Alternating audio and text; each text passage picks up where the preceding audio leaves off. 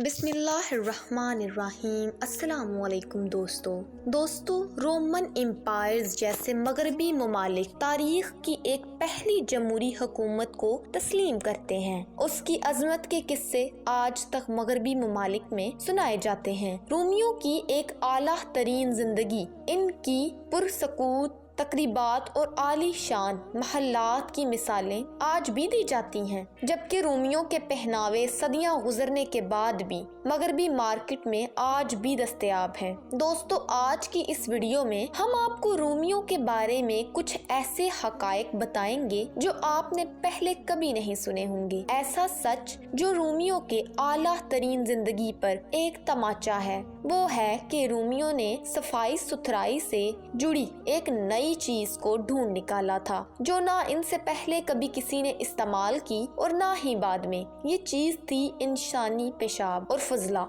इंसानी पेशाब रोमी मुआशरे में एक इंतहाई कीमती और महंगी तरीन चीज समझा जाता है, जिसे रोमी अपने दांत साफ करने और बतौर माउथ वॉश की हैसियत से भी इस्तेमाल करते थे। बहुत से रोमन मौरखीन, जिनमें से कैटलस भी शामिल है, लिखते हैं कि रोमी अवाम इंसानों और जानवरों के पेशाब को कुल्ली करने और अपने दांतों को साफ करने के लिए रोजाना इस्तेमाल करते, जिसकी वजह से पेशाब में अमोनी नामी अंसर का शामिल होना है। ये अंसर चीजों को साफ करने में मदद देता है और इसीलिए तमाम रोमी रियासत पेशाब को एक बहुत ही कीमती चीज तस्वुर करते हैं। इसके साथ रोमन अफराद अपनी चीजों को साफ करने के लिए पेशाब के बतौर डिटर्जेंट इस्तेमाल करते हैं। इस अमल के लिए पेशाब की बहुत बड़ी तादाद इसमें जमा की जाती है। लोग ज्यादा से ज्यादा पेशाब हासिल करने के लिए सड़कों और चौराहों पर बड़े बड़े मर्तबान रख देते हैं। मुसाफिर और राहगीर जब भी हाजत महसूस करते हैं तो इनमें से किसी एक में पेशाब कर देते हैं और जिस पर लिखा होता है कि पेशाब करने का बहुत शुक्रिया। जब ये मर्तबान पेशाब से भर जाते हैं तो इन्हें धोबी घाट में लाए जाते हैं। यहाँ एक बड़े टैंक में सारे पेशाब को डाला जाता है और इसमें से कुछ पानी भी शामिल करके इसमें तमाम गंदे कपड़ों को भिगो दिया जाता है और एक टैंक में एक गुलाम उतरकर इन कपड़ों को धोया करता है। बाद में पेशाब की बदबू दूर करने के लिए इसे साफ पानी में अच्छी तरह धो लिया जाता है। और इसके साथ साथ रोमन लिखता है कि फलों की अच्छी पैदावार के लिए भी इंसानी पेशाब इस्तेमाल किया जाता है, जिनमें अनार काबिले जिक्र है। रोमन का मानना था कि इंसानी पेशाब से फल ज्यादा मीठे और रसीले पैदा होते हैं, जो कि यही मौरख लिखता है कि इंसानी पेशाब को रूम में बतौर दवा के तौर पर भी इस्तेमाल किया जाता है। रूमी मुख्तलिफ बीमारियों का इलाज भी इंसानी पेशाब को बतौर तस्वुर किया करते थे। रूमी इंसानी पेशाब और फजले का इस्तेमाल चमड़ा साजी की सूरत में भी किया करते थे। दोस्तों, इसी तरह फसलों की अफजाइश में भी इंसानी पेशाब बहुत बड़ी मिकदार में इस्तेमाल किया जाता था। इन तमाम अवामल और जरूरियात ने इंसानी पेशाब को रूम में एक बहुत ही कीमती शह बना दिया था। रूमियों के मुताबिक सबसे आला मियार का पेशाब